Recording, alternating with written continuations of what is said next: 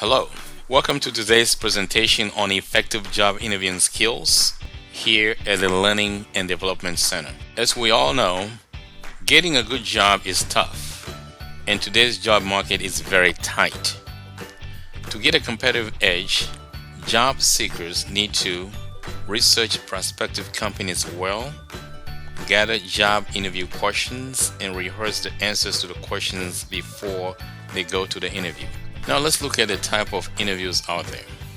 There are all kinds. Examples are a structured interview where the interviewer asks every candidate a set of carefully selected questions. There's also the stress interview, in which the interviewer puts the candidate under stress by asking all kinds of tough questions designed to test the composure of the candidate. There is the casual, also referred to as informational type of interview, where candidates are asked easy questions, usually done over the phone to screen the candidates.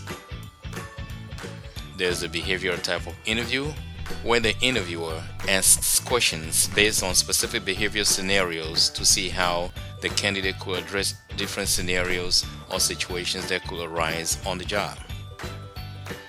Then, of course, there's a panel interview where a group of managers, anywhere from 6 to 6 managers or more, could take turns asking the candidates a variety of questions. This type of interview is usually very intimidating and needs a lot of advanced preparation on the part of the candidate. Now let's look at dress code. How you present yourself is very important. Good interviewing skills are just like a salesperson's skills. So, you need to sell yourself, and nobody should do it better than you do. As the saying goes, you don't get a second chance to make a first impression. Besides the attire, personal grooming is vital. Your hair should be well groomed. Most mainstream companies don't care for punk rock hairdos, tattoos, exotic dreadlocks, body piercing, etc. Though the law appears to be on your side, exotic choices of self-expression can backfire on you. So, be careful how you present yourself. On the day of the interview, do all you can to arrive for the interview at least 20 minutes before the scheduled time. Use the bathroom if you need to before the interview. Check your makeup, clothes, etc. to make sure everything is in order. After you waited for a few anxious moments in the reception area, and finally your number is called, what should you do? Walk briskly into the room, flash your best smile, make eye contact, and give the interviewer a firm handshake. Now let's look at some typical job interview questions.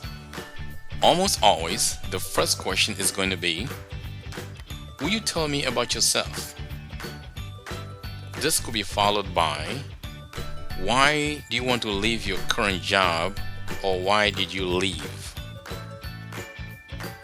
Next, they could ask you, where do you see yourself 5 years from now? Next, what exactly did you do in your previous position? Next, what do you know about our company, and what value will you add to it? Next, do you like working alone or in a group, and why? That could be followed by, what are your strengths and what are your weaknesses?